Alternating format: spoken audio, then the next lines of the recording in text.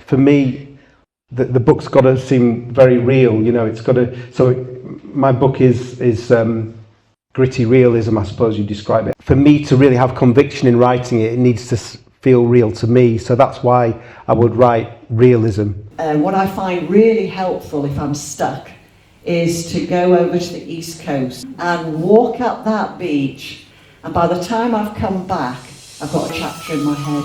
It's just amazing.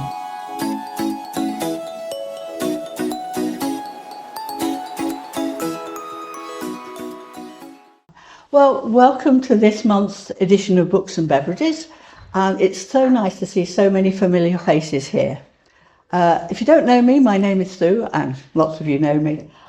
And welcome to our guest. We've got Susan Pape on my right, and this is Chris Gill. And what I'd like you to do is introduce yourselves, no pressure, and read a very short extract from the books that you've chosen to bring today. Okay. Should I go first? Oh. Far too polite. So I can see. Hello everyone. Thanks for coming along. It's lovely to see you. So my name's Chris. As you can tell, I'm not very used to using a microphone. Basically I've written 2 books. This is the book I will be talking about mainly today, The Butcher Boys, which is a novel based in the Yorkshire Dales.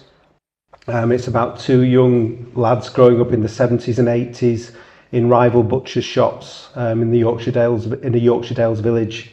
It's published by Fisher King Publishing, who are a Yorkshire publisher. And it's basically about the 2 boys having a close friendship and relying on each other when they're children, supporting each other through traumatic childhoods. And then as they become adults, the intense rivalry between their shops and also their individual searches for identity start to impinge upon their friendship and their own personal lives. So it's about the challenges that those things pose to their friendship and their own individual circumstances. I've also written a book called Back Road, which was my first novel, which was when I was a teacher in Harrogate actually. It's sort of semi-autobiographical. That was published about 10 years ago. I'm actually doing a rewrite on that at the moment, so that's going to be republished hopefully this year. So that's basically my background. Do you want me to read an extract out now? Yeah. This is going to be quite tricky. Would you mind? Yeah. Thanks, Susan. Thank you. So this is chapter 6, and this is in the summer of 1976. When the boys are 12 years old, and Michael has fallen out with his mum, and Jack has gone to take him out on an adventure to try and escape things, and to try and jolly him along a little bit, I think was the phrase that my mum would use back in the day. So this is just a little extract for you. Chapter 6. Michael followed Jack as they rode their chopper bikes across the parched, rock-hard fields toward the beacon, thinking it would have been sweltering if it weren't so gusty. He watched that fancy hanky which Jack had round his neck, flapping in the wind. What had he called it when he put it on just after the bridge? A bandana or summat? What cowboys wore? It looked like a hanky to Michael anyhow. Jack was funny, the long streak of piss. He loved stuff like that, no mistake. Blummy neck, it were brilliant being out on an adventure with him again, getting away from all that rubbish going on back home. Good old Lanky. He'd rescued him for a bit. But there were reminders about. Even the sun, which made Michael think of a big butterball on a giant blue plate, because Mum always melted a dollop on her peas at Grandad's. Eddie Weir, he still couldn't believe what she'd done. When the fields got too steep, the boys hid their bikes in some woods and continued on foot, following the dried up stream bed which led to the waterfall den. Hope no one's been messing with our collection, said Michael, trailing a long stick over bone-dry pebbles. Who knows about den except us, said Jack, straightening his fancy bandana. Rats might have been scratting round. You what? Robbing fossils for their little ratty museum? Sod off, beanpole. Just watch out for Oak Precious, can't you? Hey, did you remember logbook? Mickey, will you give over chelping? How could I forget the logbook? But we'll leave it there. Thank you very much. No worries. Thank you. So, Susan, would you like to take over the microphone? And I'll hold it for you. Thank you. Well, I'm Susan, and I've written 7 books altogether. I started off writing with a friend of mine called Sue Featherston. We have similar backgrounds. We both started off in journalism, and then we ended up teaching journalism at universities. Sue was at Sheffield, and I was at Leeds Trinity. And while we were there, we thought there was a lack of books on how to do journalism, basically. They were very academically minded in university. So Sue and I wrote a book on how to be a newspaper journalist. So we started from scratch, if you like, opening the newsroom door, who all the characters were, and how to write stories and where to get stories from. And that proved, we had them published by Sage Publishers in London, and it was so successful. It's still on the academic reading list now, that we were asked to do a similar book, but on feature writing. So we did that as well. So longer form journalism rather than short, snappy news stories. And both those books, as I say, they are available on university reading lists, and they do very well, touch wood. We so enjoyed working together that we both had the same idea at the same time. Shall we write a bonk buster? Because that's where the money is. That's where I've been going wrong. Yeah, exactly. And anyway, we got together. We'd both been working on novels ourselves, and we put the two together, if you like. And what ended up was A Falling Friend, which was our first novel together. It's not a bonk buster, but I have to warn you, there's a bit of sex and there's a bit of swearing. But again, we thoroughly enjoyed writing it, and we found a publisher, Lakewater Press, and they produced the first book, and it was so successful. Well, in our little way, it was successful.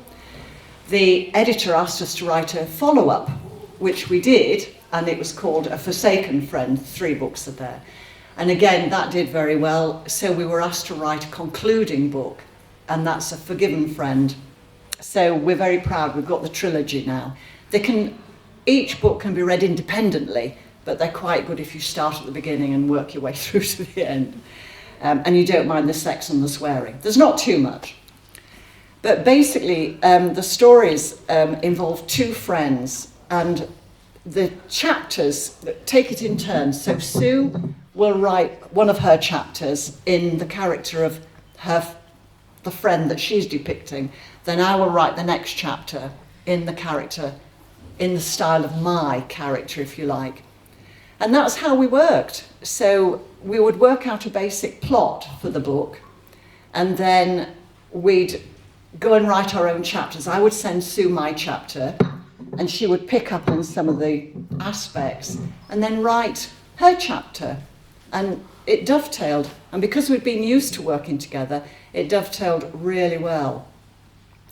And I'll just tell you about the other 2 books that make up the 7. I was asked to ghostwrite a cookery book for quite a well-known chef. And if you know my cooking, you'll know I'm not a good cook. So it was bizarre that I was asked to do this, but I did enjoy doing it. And then I was asked to do a second one for another chef. So I've got 2 cookery books in my arsenal, as well as 3 novels and 2 academic books. Anyway, A Falling Friend and its 2 follow-ons really feature 2 friends, like Chris's book, 2 very close friends and their lives. But they are completely different. The 2 women, completely different. And my character is called Terry, and she's... Lift it a bit. Microphone. Sorry. Oh, gosh. Sorry. And my character's a bit of a wild child, if you like, and she goes out with lots of different men, and she has lots of different experiences with her various boyfriends. And she's trying to impress this particular boyfriend called Declan. And he's a very outdoorsy type, and he likes walking in the Lake District. Well, Terry, my character, She wears stiletto heels and cashmere jumpers. She does not go walking anywhere. She taxis and chauffeur limousines and things like this. But she wants to impress Declan, so she agrees to go to the Lake District. And they decide, stupidly, to climb a 3,000-foot mountain. And of course, they get halfway up. Declan romps ahead of her, and the mist descends. She can't see Declan. He's lost her. So she is lost on the side of a hill and not knowing what to do. Do you want me to hold that for Could you do that? Yeah. Yeah. So what on earth did you do? Lee asked me, wide-eyed in astonishment. It's written in the first person, by the way, so I'm taking the part of Terry. When we met for coffee a couple of days later. Well, I yelled for Declan again, but there was no reply again. Then I had a brainwave. I had my mobile with me, so I got it out. Although my hands were so cold, I could hardly key in his number. But you wouldn't have got a signal up in the mountains, said Lee. You're absolutely right, I agreed. So I did the next best thing. I just started screaming, really loudly. And did Declan appear? No. A rather nice couple from Lytham St Anne's emerged, coming up out of the mist, like a pair of shining angels. Gosh, who are these people who enjoy labouring up mountains in the mist? Anyway, Eric and Diane, that's the couple, realised I was in a bad way and abandoned their summit attempt to help guide me down. It seemed I'd not got very far up. I was only about halfway up, and there was bags more to go, which was presumably where Declan had gone. Anyway, they had maps and compasses, and best of all, some Kendal mint cake and a flask of coffee. So they gave me something to eat and drink, and it was all very jolly, and we got down safe and sound, and they left me in a nice little tea room near where we'd left the car. Yes, said Lee, but what's happened to Declan? Oh, well, Diane wanted Eric to go back up the mountain to see if he could find Declan. I think Diane wanted to stay with me, having a cup of tea in the warm, but Eric said no, she had to go with him. And bless them, they found Declan about halfway up the mountain. He was going frantic looking for me.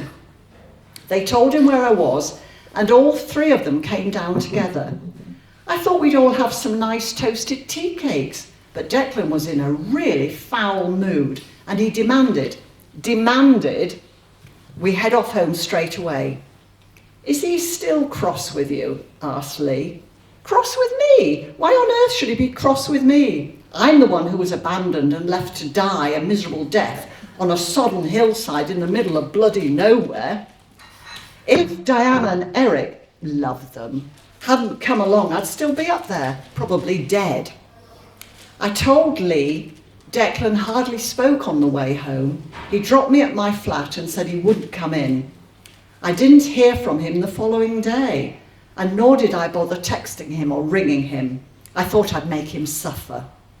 Lee gave me one of her funny, close scrutiny looks. Thank you. Thank you. Do you know, sometimes our authors, when we invite authors to come along, the pairing just works because purely by chance, and I didn't realise this until I started going through their books, they're both writing about friends and friendship. Now, we couldn't have planned that if we tried, but it worked really well for us. Moving on, and if I can start with you, Chris, what inspired you to write your particular books, and why that particular genre of friendship and young people? Yeah.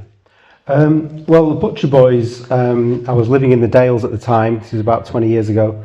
And in this village, there were two butcher shops, very different. One was quite traditional, with like generations of the same family running the butcher's shop.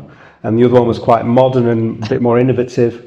And there were two young lads that were starting to run the butcher's shops, very different characters. So it just sort of gave me an idea. It's not based on those families or those people, but basically I just thought it would be an interesting story if those two lads who were very different were really close and reliant upon each other when they were children.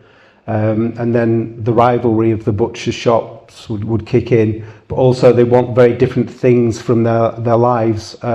One guy's quite traditional and loyal to his family, and the other guy, Jack, feels trapped. So I just thought that's really what inspired me. Was I thought it was an interesting idea, and then I really got into the characters and really started to care about them as I was writing about them. So that's really what motivated me.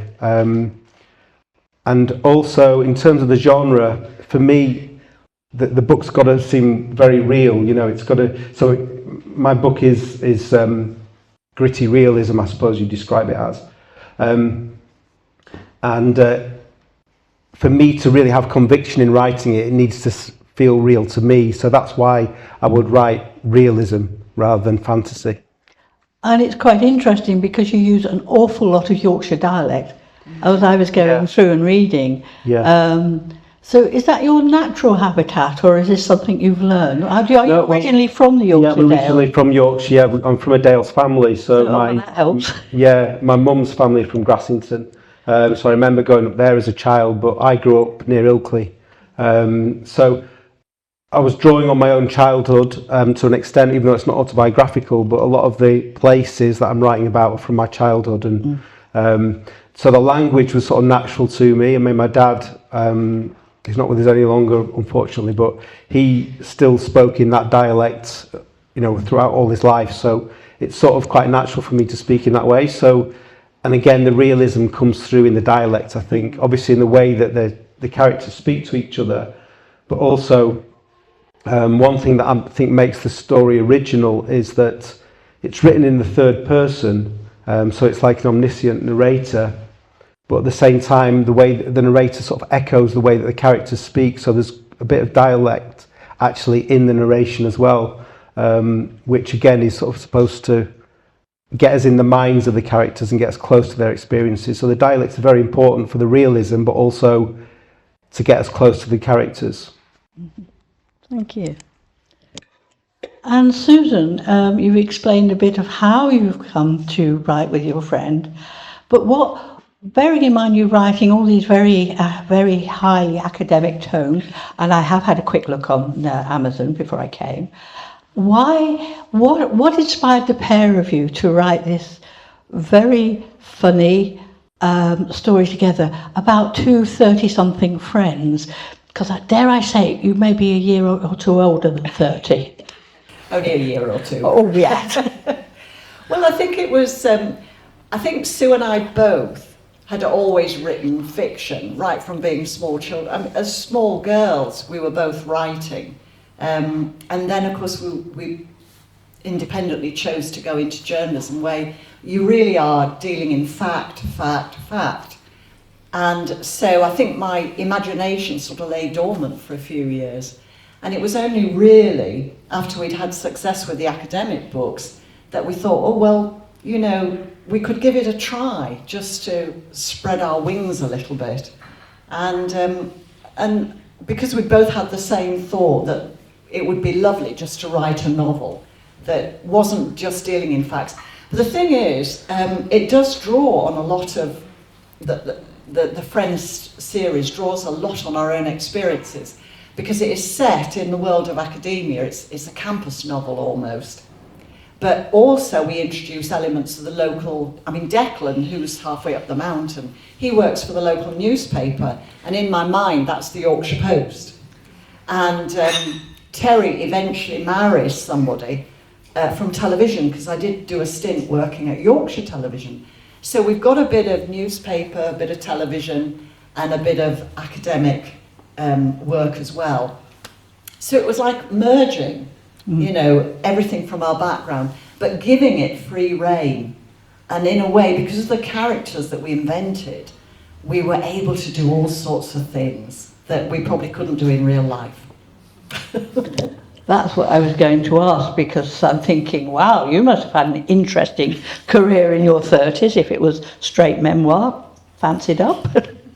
No, I don't think it was not straight memoir. We do use our own experiences, but it's more a sort of, certainly when I'm writing about the TV side, I do flab it up a little bit, because the characters that are involved in the TV studio that I write about are a little bit larger than life, if you like. And the characters from the newspaper are a bit more down to earth. And the people, well, I had the greatest fun writing about the academic side. So anything to do with university meetings, it's in there. And that's actually culled from real life. The endless meetings, the endless negotiating, the pedagogical, and and I used to sit in those academic meetings and what are they talking about? But I managed to remember a lot of it and put it in the book. Usually about budgets, if meetings generally tend to be about money or lack of it. Thank you. While you've got the microphone, what motivates you to write? Why do you write? Is it for your personal satisfaction? Is it for your readers? Do you hope to make lots of money out of it? Which I think lots of us hope so, but we don't expect to. Well, I don't know if Chris would agree, but you don't start writing to make a fortune. Absolutely not. No, I think I've always written, even as a small girl, in school, I remember at primary school, I would sit and just write stories. And then I would tell stories as well. I used to get into a lot of trouble because I would tell people things that had happened which hadn't happened to me. But I said, oh yes, it happened to me. And and they would report back to my mother. And my mother said, oh, she does. She just makes up stories all the time. And then throughout my life, really, I've always carried pens and bits of paper and I just write things down. And it just seemed a natural progression after I stopped being a journalist to become a fiction writer. And it's hugely satisfying, absolutely. So it's not for the money. No. There's an element of achievement. If you can produce a book which people like to read and you get feedback and people say, I really enjoyed that. Where did those ideas come from? That makes me so proud that I've been able to achieve that. Thank you. Chris? Very similar to Susan, actually. I remember as a child writing poetry and really loving doing it, and it just seemed to come quite naturally to me. But then for quite a few years I didn't really write much at all, and I wasn't really reading much either. I was working in a job, and then when I started travelling in my early 20s, I started reading a lot more, and I'd always remembered how much I'd enjoyed writing as a child, so that's when I started to pick up on it again. And then I went to York University and I started writing plays. And again, it was just a passion of sort of creating characters, which was just like really, really exciting, and just seeing, okay, I'll put this character in this situation and see what happens and see how they can sort of guide me almost, let the characters live, and rather than trying to constrain them. So it was that sort of, that's the thing I really enjoy, when a character starts to live their own lives and lead you through the story. It's when they talk to you in your head and you can follow the conversation perfectly, but it's not your thoughts you're thinking. Yeah, exactly. And I think that one of the things that I find really exciting about writing is when the story takes a different turn from what I'd envisaged. Yes. Because the character's saying, actually, no, you want me to go there, but I'm going to go there. And suddenly you discover something new about the character and the story becomes more interesting. So it's very stimulating from that point of view. And again, as Susan says, just a sense of achievement it took me 8 years to write The Butcher Boys, but I feel like I did it justice. And I'm really proud that I had the patience to do that. So it's definitely from that sort of personal satisfaction.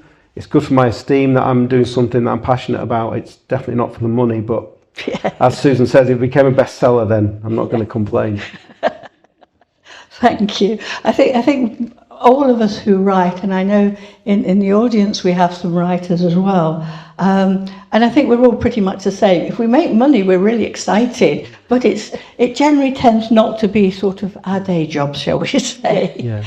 And if I can move you on, Chris, you've written about 2 boys, but which is your favourite character?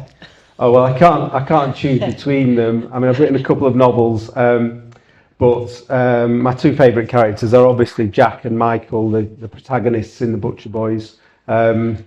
because I've been with them for so long, you know, when I started writing this 8 years ago, well, actually 10 years ago now, I didn't really know how it was going to evolve. I didn't know how they were going to change throughout their lives, and they just became very real to me. So, and I really cared about their emotions and what they were going through, their experiences. I cared about what happened to them, and I think from the people that have read the book, they feel the same way. So I feel that, you know, I've achieved that. You know, I mean, it's got to be those two.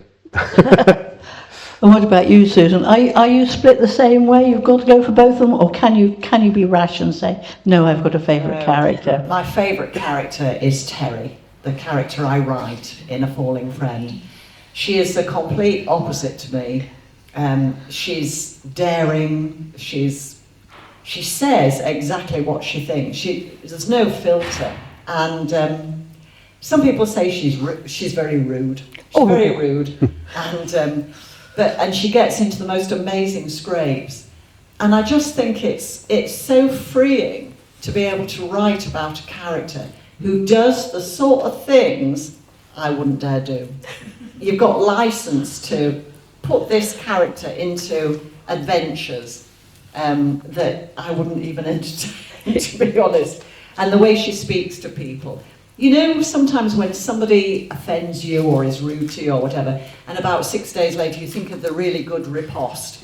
Well, Terry thinks of it straight away, and whoa, nine bells, she's hitting you with it. And I think she's just brave and gutsy.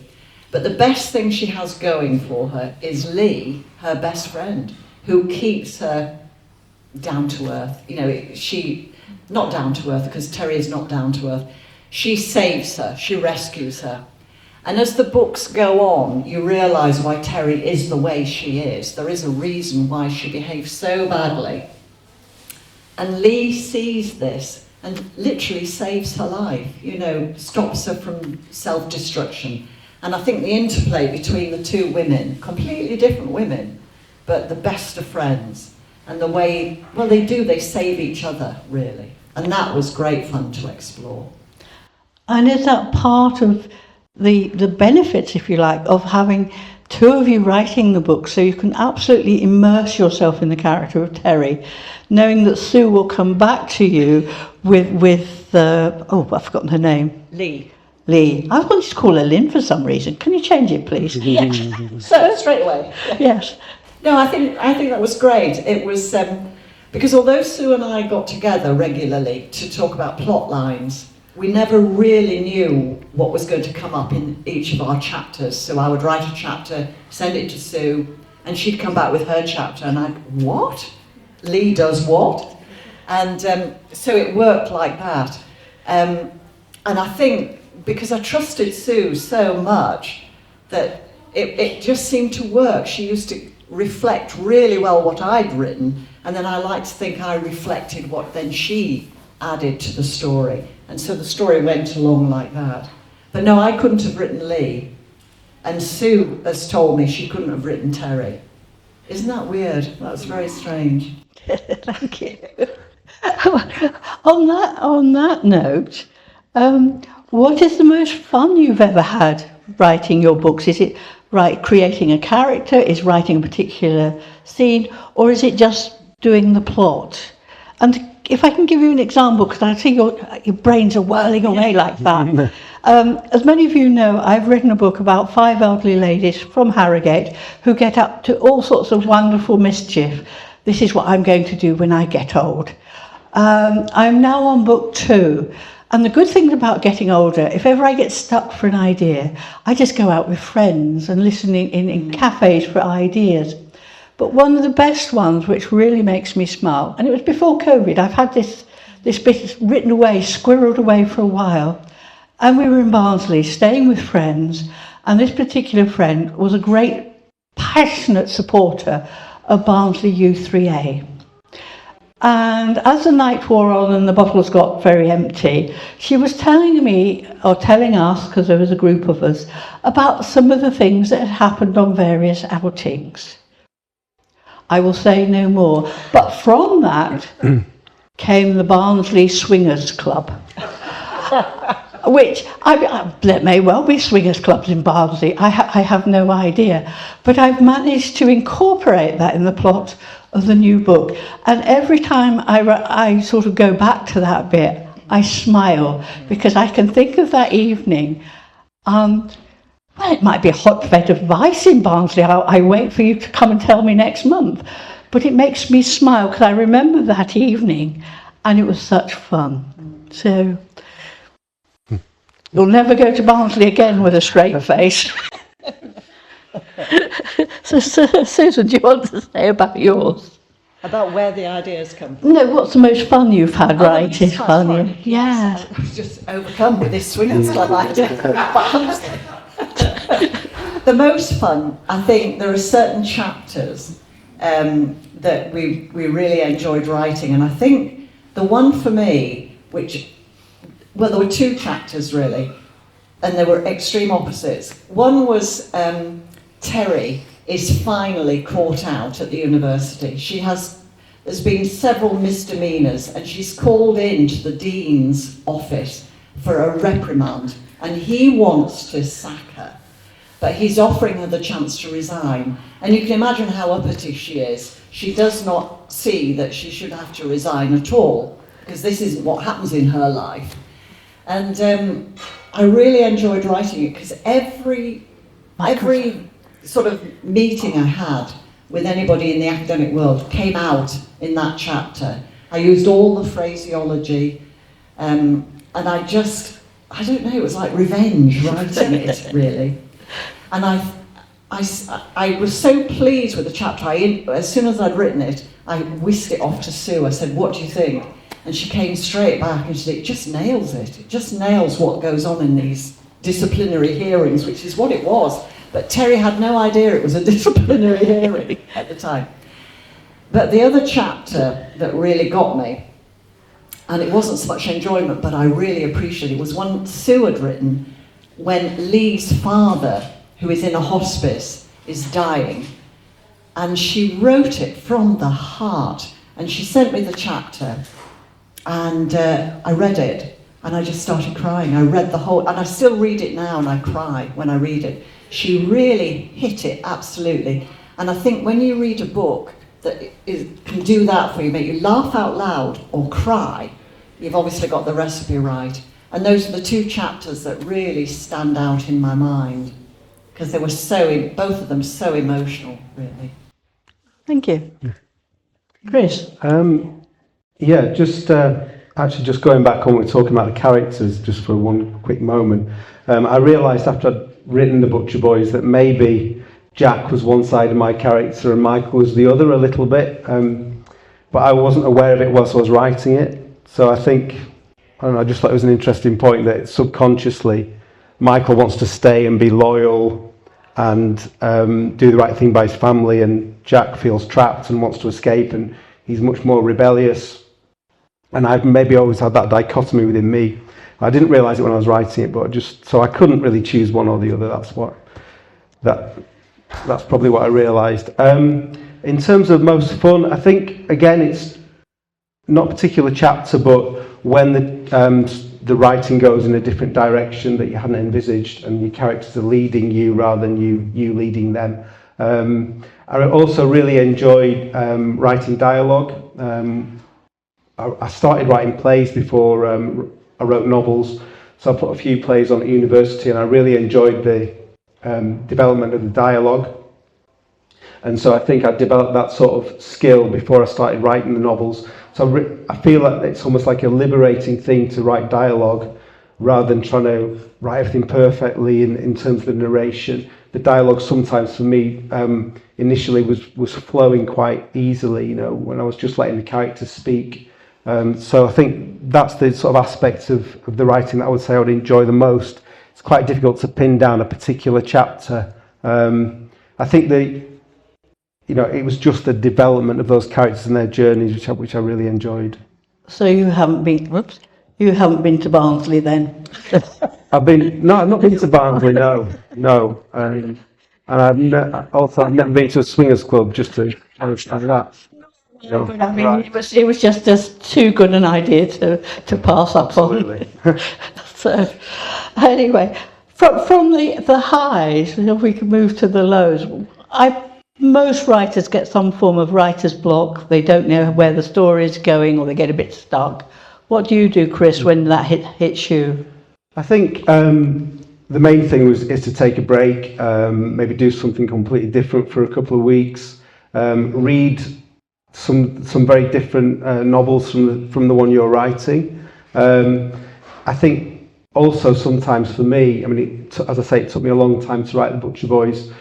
I would spend hours sitting at the computer, maybe some days just eking out a few sentences, and so I've almost got used to it. And so for me, it was just sort of just keep going, and then usually then the flair would start coming back. But again, I think just distance from it, taking a break, you come back at it afresh, and you see things through different eyes. I was also in a writing group for a number of years, which helped me very much develop. And that was always a good thing for, if you were struggling a bit, reading out your work, getting some feedback from different eyes, really, people with different experience. And that really sort of inspired me to keep going. Thank you. And Susan, is working as a pair, does that get over the hurdle of writer's block, or do you still get stuck together? No, I mean, working as a pair is, because you're on deadlines with each other. You know, if I hadn't got a chapter back to Sue in a certain time, she'd be on the phone saying, you know, is anything coming? And I'd be the same with her as well. But after we produced the third book in the trilogy, we decided to go our separate ways. And since then, it has been difficult. I've got so used to working with Sue. We did 5 books together. But we're both working on independent novels. But I'm finding it very hard and I do ring Sue up every now and again and say, I'm a bit stuck. And she'll get on with it, she'll say, you know. So it is difficult. But what I try to do, what I find really helpful if I'm stuck, is to go over to the East Coast to a little seaside town called Filey and walk up that beach, not all 5 miles of it, but walk along it when the tide is out.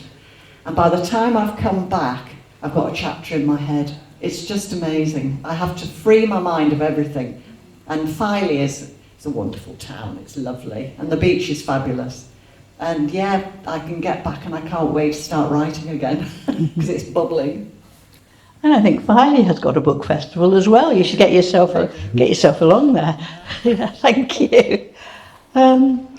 So moving on, you've mentioned your novels that you're now writing all on your own. So what are you working on? Well, it's actually a story about a group of women. I'm not stealing Sue's ideas here, but it's about a group of women who work. Well, they're volunteers. It's coming into that age group again. They're volunteers in a little coffee booth in a hospital, and there's massive redevelopment being proposed in the town where the hospital is based, and it means that the hospital might have to close. So this group of volunteers are desperate because it might just be a coffee booth in a district hospital. I'm thinking of Otley Hospital, if you know it. It might just be a small hospital and a small coffee booth, but it is the world to these volunteers because they've put their heart and soul into it. It's their job, although they don't get paid, they're volunteers. So it's about what they do, and at the moment they're banding together to try and save not just their coffee booth, but the hospital as well. Wow. You don't need to worry about my ladies. My ladies, wherever there's champagne or mischief or a good time, my ladies are there. I've even had to, I mean, this is the research I've done. It was really, really hard. We had to go on a cruise.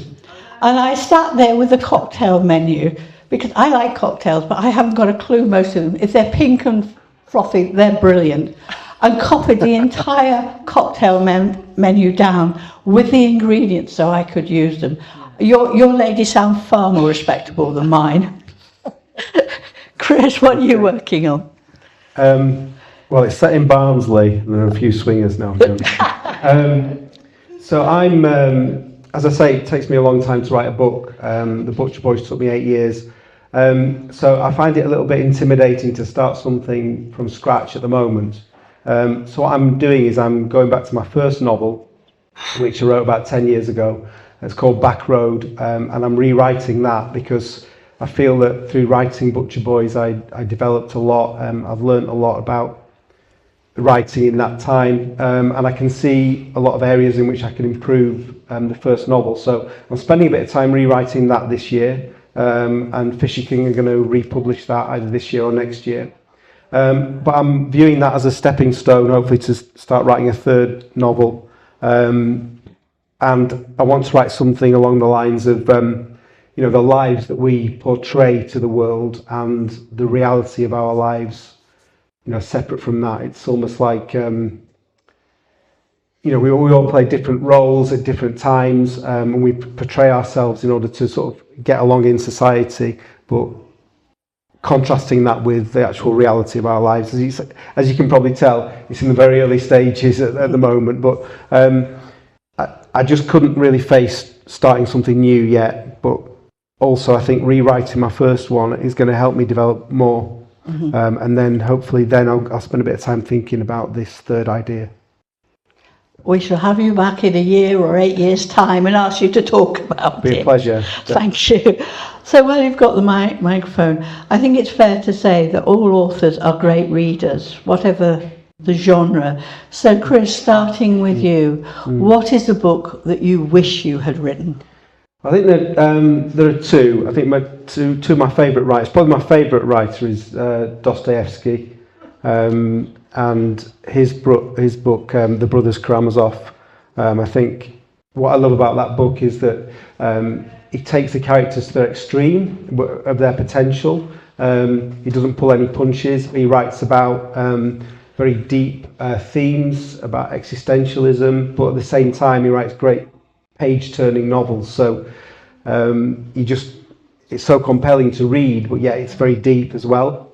So I think that's right up there. And the other one for me would be The Great Gatsby, Scott Fitzgerald, just because it's such beautiful prose, but also he writes about really important themes, but not in a didactic way. He doesn't sort of like try and ram it down the throat of the reader. He just and as I say, his prose are so beautiful as well. So I think one of those two. Again, I'm not putting it down to one, am I? But no. You know, they're two of my favourite writers. We charge extras for twos. I think if I had to say one, it would be The Brothers Karamazov. Yeah. I mean, you know, it's only like 900 pages. Should be able to knock that out in the next 50 years. We did have one author, and it was some time ago. I don't know if any of you were here. And she had a publisher, which is always like, it's always seen as a gold standard, but they actually wanted 3 books a year out of her. And in the end, she said, I had to say no, because I just physically couldn't do it. Yeah. So 8 years might be quite a long time, but you know, there is the other extreme. Can I just say something about that? Yeah. Oh yeah, sorry, Sue. Passing you the wrong memory. Yeah, I think that's really important actually. But my book's published by Fisher King Publishing, as I think I may have said a few times. But it's ideal for me because they're not pushing me all the time to produce the next one. I think if I had got with a bigger publisher, the pressure probably would have been too much, or the quality would have gone down so much for me. So it's really important to be with the right people who are going to back you for what's right for you. And as I say, I'm proud that I took the time over it. But if I hadn't, it wouldn't have been as good. So I have to say, I get all my books done by Edwin, so he's very long-suffering and very, very patient. Is that not true? Yes, definitely. Thank you, Susan. Well, I think that's a really interesting question about which book do you wish you'd written. And I don't think I can put a title to it because I do love reading and I admire so many writers and I've been moved by so many books and I think it would be almost conceited of me to say I wish I'd written that one. And it might sound conceited when I say I've got my own style of writing. Sue and I were likened to writers like Marion Keyes, Helen Fielding, that sort of genre of writing. And I'm quite happy with that. So I'm very happy I've written in the style I've written, if you see what I mean.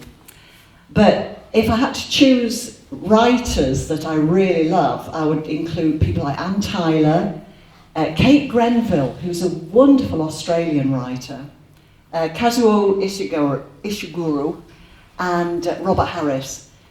And I could think of lots more writers in that sort of genre who write not anywhere near the style that I write in, but I don't think I'd want to write in the style they do, because they are so clever, so intelligent, and the books are so compelling that I really don't think I could achieve that sort of greatness.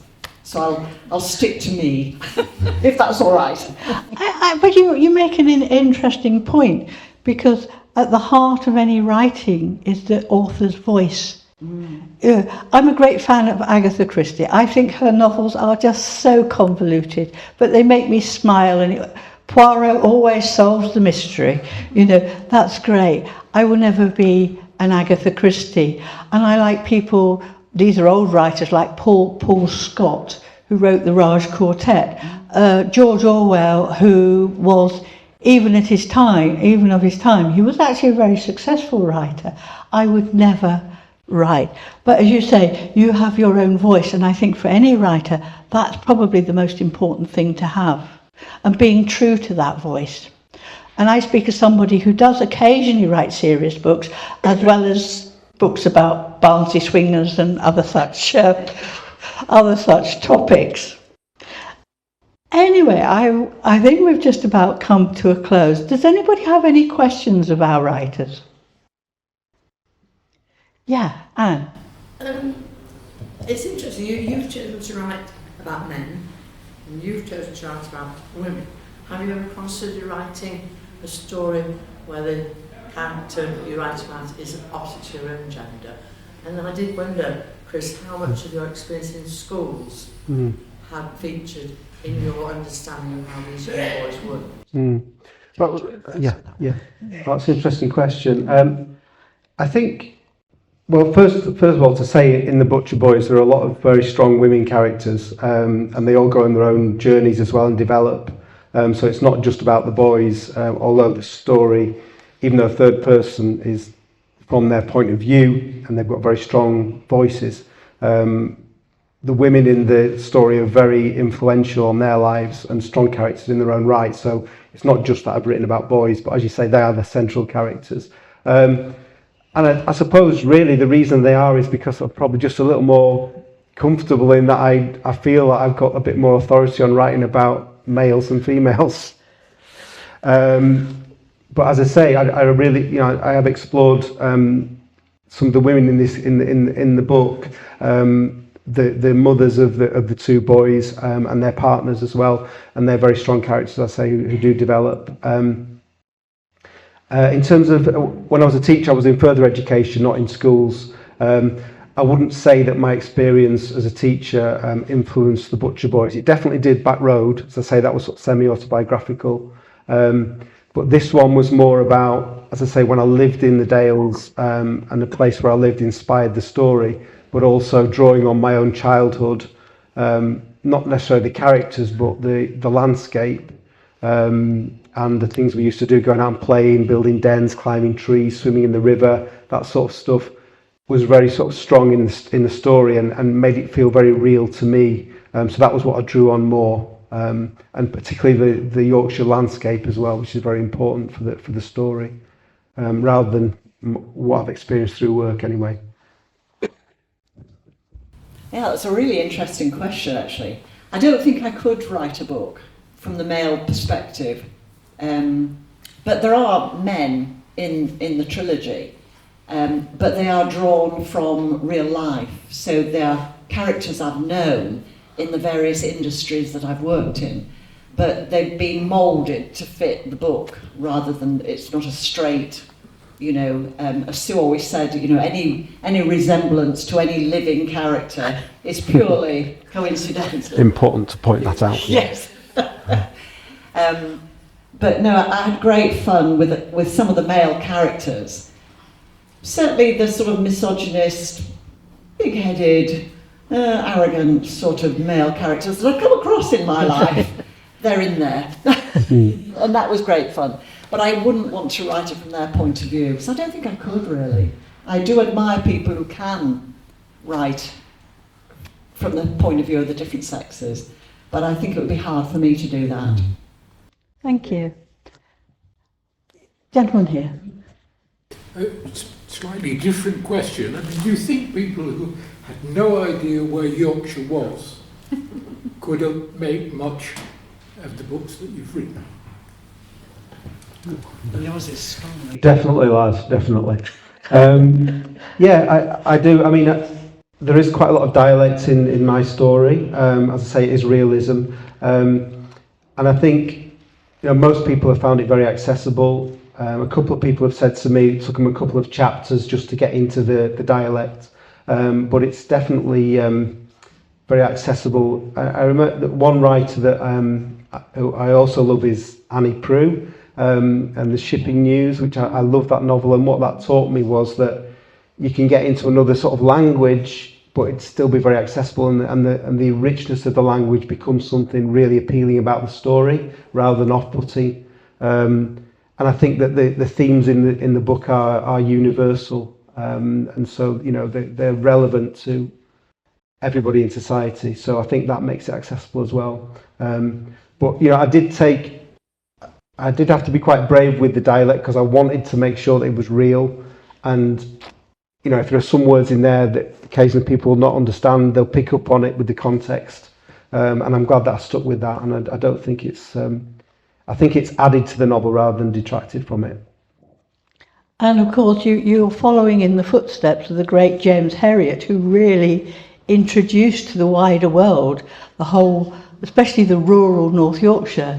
So perhaps your dialogue in dialect is not so rare or unknown as it might have been before James Herriot came along. Yeah, definitely. Well, we haven't done the same with ours as far as dialect is concerned, but we felt it was important to base the university that the two women work in Yorkshire, because we were drawing on the familiar. I wanted it to be set in country, with surrounding countryside, a busy city, and closeness to the Lake District. And that helped me in the writing of it because it's familiar. I wouldn't be able to write so confidently if the novel was set in London. And like the one I'm working on at the moment, it's set again in Yorkshire, but it's set in Otley, so it's based on the market town of Otley. Although it isn't Otley, but because I can draw on that. I just think it makes it easier for me to write, but it is hopefully more authentic. But it was one thing we did think about, and I don't know if Chris has thought about this as well, that people in the south might not understand Yorkshire and what we're all about. I remember when I was a freelance journalist, and I was rung up by a commissioning editor in London, and he said, we've got a job coming up at the weekend, would you be able to do it? And I said, well, where is it? He said, it's Glasgow, that's quite near you, isn't it? How much are you paying me? Yeah, it's very close. So I don't know about the concept, but ours doesn't have that Yorkshire drill that Chris has got, but it's set in Yorkshire to help us set the scene, if you like. And my ladies are very much in Harrogate, but I have to say, like you, my father sadly had dementia, like so many very elderly people, and he was in 2 different nursing homes, and they were the inspiration for the three of the ladies who live in a care home. That's slightly different from a nursing home, but what goes on there, and the managers and the staff, and winding them up, which they do to a great degree. Again, it's using what you know, isn't it? Even though it's completely fiction. And I was very careful to say, like you, these are not real people. It's my sort of fevered imagination. The only problem is I drew from real life. And you have to be so careful. I mean, my husband, poor soul, he had to listen to me read every word. He still does. And he said, that's so-and-so. No, it's not. No, it's not. And he could actually place the people, including the Daphne, who goes around chasing men all the time. But, you know, he could name them, and I kept saying, no, you can't, nothing like that. But, yeah, very much Yorkshire. Thank you for that question. Gentleman there. Hi, I've not written a book, but I always imagine a book is a story, and a story has a kind of natural lifespan. Let's assume that lifespan is, let's say, 5,000 words. But when I look at that book there, I'm thinking that's novel length, and novels have a norm, maybe a tradition about how long they need to be. And I'm wondering about the tension between the two, and whether or not you two have ever felt that tension, that you've had to stretch your story to reach that norm, and the story's lost some of its natural power, strength, whatever. Luckily, that's not happened to me so far. That's 105,000 words, and that seemed natural to me. But if it had needed to be 150, or if it needed to be 70,000, I would have been perfectly comfortable with either, as long as it was right for the story. And again, I think it's just about being true to the story, not trying to. I think it would be a mistake to try and eke out, another 20,000 words because you felt actually 100,000 words sounds more impressive than 80. It's about being true to the story and what you feel. I think one thing that is always a challenge as a writer is knowing what to leave out as well as what to put in to the story. And that I think that's probably one of the reasons why my book took me so long, was because I had so many different ideas. I thought I can't include all of them. Keep to the essence of the story and the characters. So the length of the book, I never really thought about that. I just thought about what is it that I need to say to make the story as good as it can be. We were the opposite. We overwrote. We ended up writing about 120,000 words for the book, the first book, and our editor said, "You've overwritten. It's too long." And we managed to get it down to about 85,000. And so we stuck really with that length, because that was the advice we had. And now I sort of read through, certainly the book I'm working on at the moment, I can read through it and I can edit it as I go along now. I think I don't need that. And what did we do with the other 20,000 words that disappeared? You put them in a file and you can use them later for another book. Thank you. Are there any more questions? John? Over the years, I've tried to write various things, including drama, and I've looked at appear on the stage myself. I've lived all over the UK over 50 odd years. I lived here 35 years. It's taken me 35 years to take the courage to actually write in what I consider to be a Yorkshire dialect. What you were saying earlier has taken me back to the West Midlands, the Black Country. I've got people's heads turned in my brain now. What they said when I was a student all those years ago. I can see exactly where you're coming from. You talk about dialect. Can you put it in? Can you leave it out? Will people understand it? My concept here is to go for it and see what happens. And blame the BBC for killing dialect. Oh, sorry, you go for it. Well, I was just going to say, if you want to write. It's the thing, whenever anybody says, and what do you do? Well, I'm a writer. Oh, I'd love to write. I would write a book if I had the time, as if I had the time to do it. And if I write something, will you have a look at it for me? Or if I give you the idea, will you write it for me? No. So my advice to you is to write. Just get it down on paper. Write. Be brave and write it. And good luck. Yeah, I just echo that. I think if it feels right to you, then you should go for it and try and be true to the story. And then, because I think if you're not, it's so obvious in the reading of it, So I wouldn't shy away from putting the dialect in. I would say that, but I think if I'd written the Butcher Boys without that, or I tried to dilute it, it wouldn't be anywhere near as rich as it is. And sometimes people may have to work a little bit harder, but once you're into it, I don't think it's a barrier at all. Thank you. And I would suggest the Black Country wins, doesn't it? If you've got those voices in your head. Yeah. Thank you. Well, if there's no more questions, I'd like to thank our guests. And, oh, sorry, have I missed a question? Just a small question, more on the production side. You both mentioned the importance of writing groups, friendships. The publishers, have they played any role in the improvement, development of your creations? Oh, definitely. If anybody is thinking of writing anything with a view to getting it published, I would say one of the most important things, not to show it to friends and family, but to employ an editor. Because you think you've written, I think I've written the best book ever, the prose, the style, but an editor gets hold of it and they'll soon show you where you've gone wrong. So an editor is absolutely vital, and then a good publisher who is willing to read it and give you the encouragement and help you with the social media and all the rest of it. Yeah, so.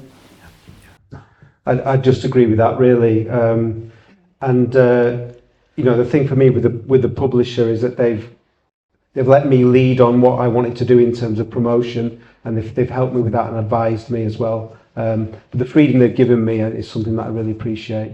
But again, I agree with what Susan's saying about getting somebody outside of your close knit friends to see it in a, you know, with more of an expert eye and a more of a objective viewpoint as well. Yeah. Thank you. Now, for last time, can I ask if there's any more questions? If not, if you want to talk to our authors or look at their books, though, we'll be here a little bit longer. But can I say, sorry? I was going to say, are they selling the books? Oh, of course. Definitely.